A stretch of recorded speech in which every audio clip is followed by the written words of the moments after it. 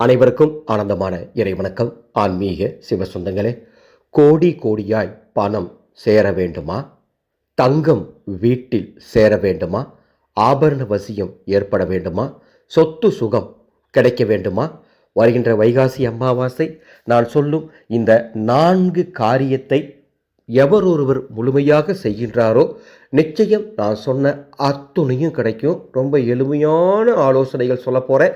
ஆலோசனை கேட்டுட்டு உங்களுக்கு தெரிஞ்சவங்களுக்கும் இந்த ஆலோசனையை பகிர்ந்துக்கோங்க. ஆலோசனை தெரிஞ்சுக்கிறதுக்கு முன்பாக ஒரு அறிவிப்பு. வருகின்ற வைகாசி அமாவாசை எனது குருநாதரின் ஜெயந்தி நாள்.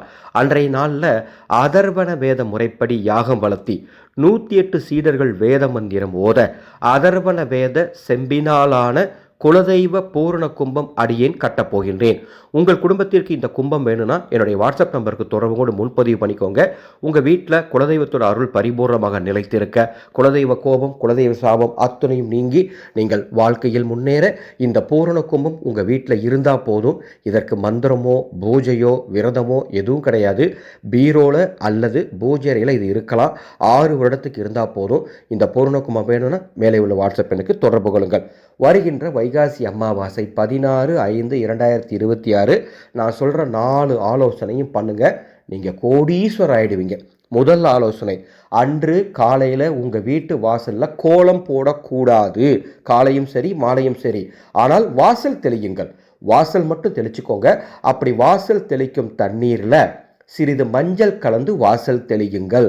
நிச்சயம் ஈர்ப்பு ஏற்படும். இது முதல் சூட்சமம். இரண்டாவது, அன்று காலை உணவு நீங்கள் எடுத்துக்கிறதுக்கு முன்பாக காகத்துக்கு வெள்ளை சாதம் வடித்து அதில் கொஞ்சம் கருப்பு எள் கலந்து கொஞ்சம் நல்லெண்ணெய் விட்டு சேர்த்து பிசைந்து உங்கள் முன்னோர்களை நினச்சிட்டு காகத்துக்கு உணவாக வைக்கணும். அப்படி வைக்கும் பொழுது எங்கள் முன்னோர்களின் அருள் எங்கள் குடும்பத்திற்கு முழுமையாக கிடைக்கட்டும் அப்படின்னு 3 முறை சொல்லிட்டு காகத்துக்கு உணவு அன்று வைக்க வேண்டும்.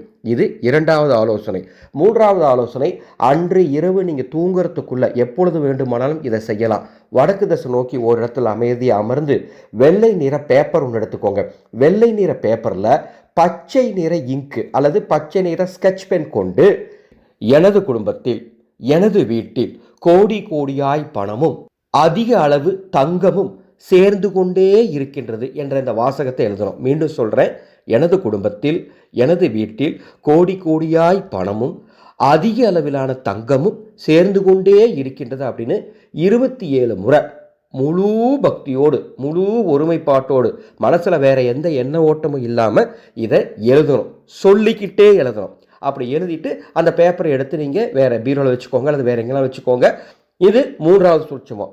4வது சூட்சமம், அன்னைக்கு 11 பேருக்கு அன்னதானம் வாங்கி கொடுங்க.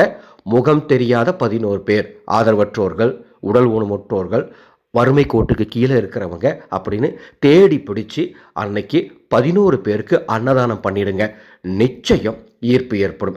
இந்த 4 ஆலோசனைகளையும் எவர் ஒருவர் முழுமையாக கேட்டு பின்பற்றுகின்றீரோ நிச்சயம் நீங்கள் கோடீஸ்வரர் ஆவதை யாராலும் தடுக்க முடியாது. ஓர் அறிவிப்பை கொடுத்துட்டு இந்த ஆடியோ நிறைவு பண்ணிக்கிறேன். நமது ஆனந்தஒளி அறக்கட்டளை அன்னசேவா குழு வருகின்ற வைகாசி அமாவாசை என்று சுமார் 1000 முதியோர்களுக்கு, ஆதரவற்ற முதியோர்களுக்கு உணவு தானம் செய்வதற்குண்டான ஏற்பாடு பண்ணிட்டு இருக்கோம். இந்த புனிதமான சேவைக்கு முடிஞ்சால் உதவுங்க.